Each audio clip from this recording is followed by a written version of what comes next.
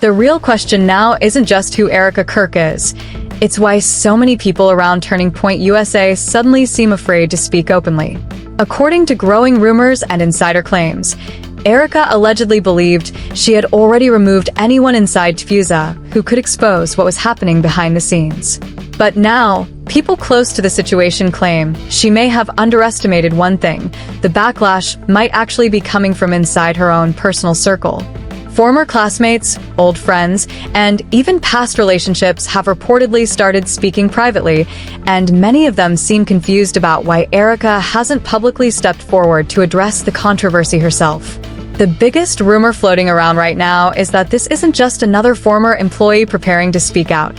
Allegedly, someone extremely close to Erika, possibly even a best friend, is preparing to reveal what really happened behind closed doors and how Charlie may have been treated more like a piece in a larger power struggle connected to control over Tfuza. And if you've been following the recent staffing shakeups, things have looked intense. Employees have reportedly been removed one after another, and several insiders claim many of those people were known to be loyal to Charlie. There are even allegations that Erika wanted to eliminate what some insiders called Charlie loyalists inside the organization. One name that keeps resurfacing is Aubrey Lockcatch. After spending nearly 4 years with the organization, she was suddenly out, and the reason being discussed sounds almost unbelievable. Allegedly, it all traces back to a simple cab ride. Here's how the story has been described. Supposedly, a Tfuza executive got into an Uber and casually started chatting with the driver. During the conversation, the driver mentioned that his daughter knew someone who worked at Turning Point USA back in high school. Naturally, the executive became curious and asked who the employee was. According to the story, the driver responded with the name Aubrey Lockcatch. What happened next allegedly raised eyebrows internally. During the same conversation, the driver reportedly shared that he had heard negative opinions about the organization's current direction, including claims that morale was low and that many employees were unhappy with Erika's leadership. None of it was official information, just secondhand conversations and personal opinions. But according to the allegations, that was enough for leadership to start connecting dots about where the comments may have originated. Soon after, Aubrey was allegedly removed from the organization. Critics claim the firing sent a clear message to everyone else inside Tfuza: watch what you say, even in private. And honestly, that's where the story becomes unsettling for a lot of people. Because who hasn't vented about work to a spouse, friend, or family member after a stressful day? That's normal human behavior. It's not leaking classified information. It's simply people processing tension and frustration. Especially if the allegations are true that employees were expected to quickly return to work after Charlie's death without much time to grieve or emotionally recover. Under those circumstances, of course, people would talk privately about stress, leadership changes, and the atmosphere inside the company. Now critics are asking a much bigger question. Is the new leadership at Tfuza allegedly trying to monitor or control what employees say outside the workplace? The situation became even more controversial after claims surfaced that certain executives were privately questioning staff members about where their loyalties stood and whether they supported Erika. There were also reports that at least one employee was informed of her firing in an unusually aggressive way, with company legal representatives allegedly appearing at her home directly. At this point, supporters of Charlie believe the organization is going through a major internal transformation, one that some say feels less like restructuring and more like a purge. Meanwhile, critics argue the leadership may be reacting out of fear over what insiders could eventually reveal publicly. Whether these allegations are true or exaggerated, one thing is certain. The controversy surrounding Erika Kirk and Tfuza is only getting bigger, and more people appear willing to speak than ever before. According to multiple insider claims, the situation inside Tfuza allegedly became even more intense behind the scenes. One former employee reportedly said she was told not to delete anything and was immediately ordered to hand over her company laptop after being fired. Claims Charlie had supposedly been interested in taking a closer look at internal operations, staffing decisions, and financial oversight inside the organization. Whether that audit ever truly began remains unclear, but many observers point out that after Charlie passed away, talk of internal scrutiny seemed to disappear entirely. Then there are the far more controversial rumors circulating online, including claims that outside political interests may have had unusual influence within Tfuza.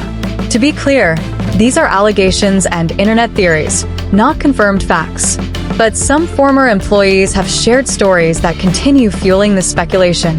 One former staffer described an experience during his very first week at the organization that he claimed felt strange and highly specific. According to his account, senior staff members allegedly invited new hires out under the guise of a casual welcome gathering.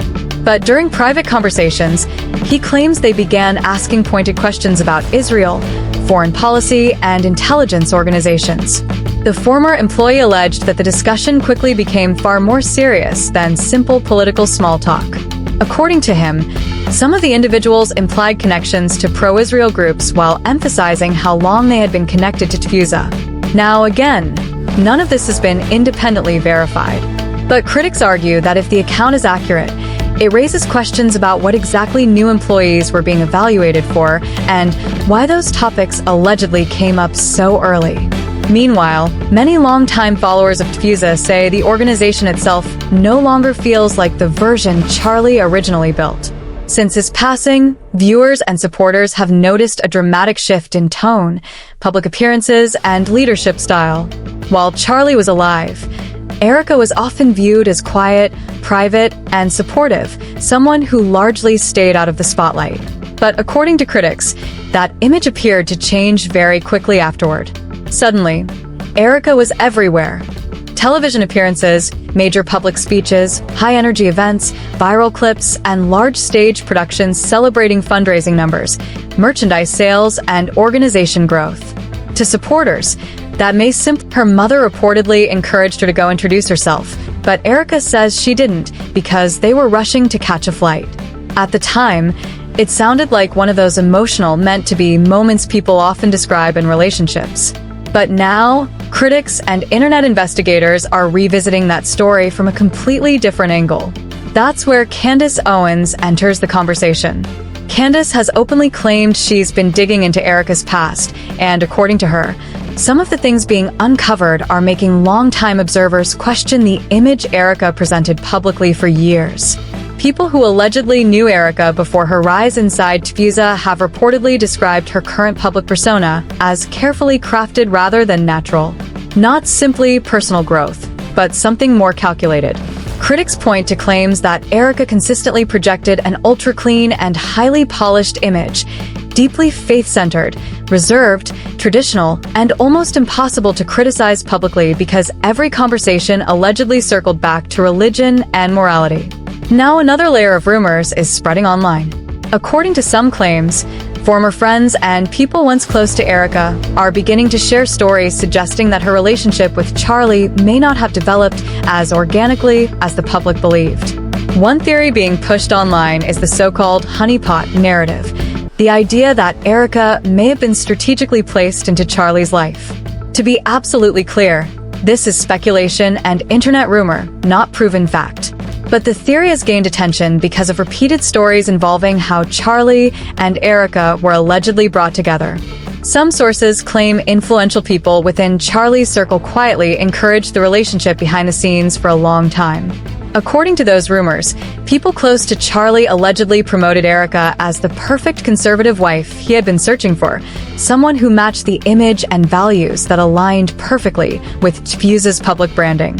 One name repeatedly mentioned in these discussions is Tyler Boyer, who some insiders claim played a major role in encouraging the relationship and helping strengthen the connection between Charlie and Erika over time. Again, those claims remain unverified, but they've become a major part of the online conversation surrounding this story. Since Charlie's passing, critics also argue the organization's direction has dramatically changed. Many supporters claim the version of Tfuza they see today feels far more focused on celebrity culture, appearances, and branding than the mission Charlie publicly emphasized during his lifetime. There are also growing allegations that Erika has leaned heavily on Charlie's legacy in public appearances, often speaking as though she fully represents what he would have wanted moving forward. Supporters may see that as honoring his memory.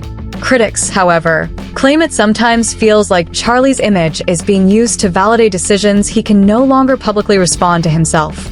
And now another name has entered the discussion: Tracy Martin, reportedly described by some insiders as Erika's best friend for more than 15 years. According to online reports, Tracy may allegedly be preparing to speak publicly about Erika and events that took place behind the scenes over the years. That possibility has only intensified speculation online. Because for some people following the story, the question is no longer simply about office politics or leadership changes.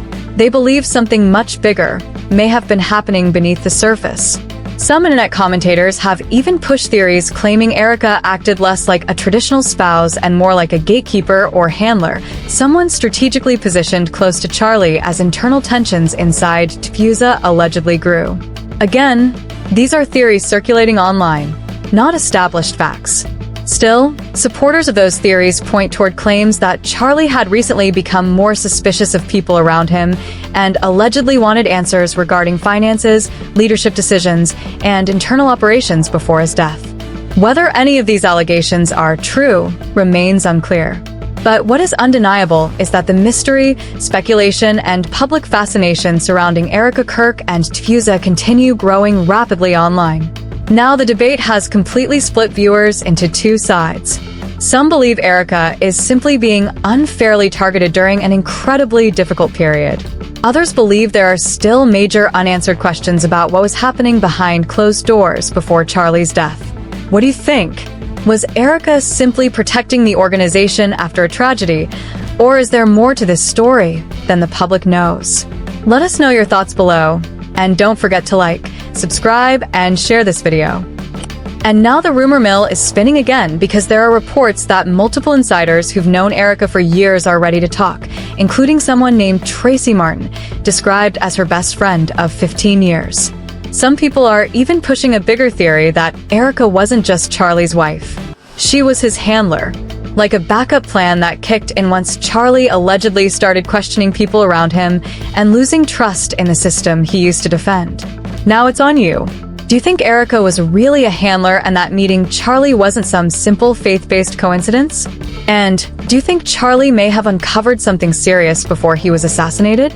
Drop your thoughts in the comments and make sure to like, subscribe to the channel, and share this video.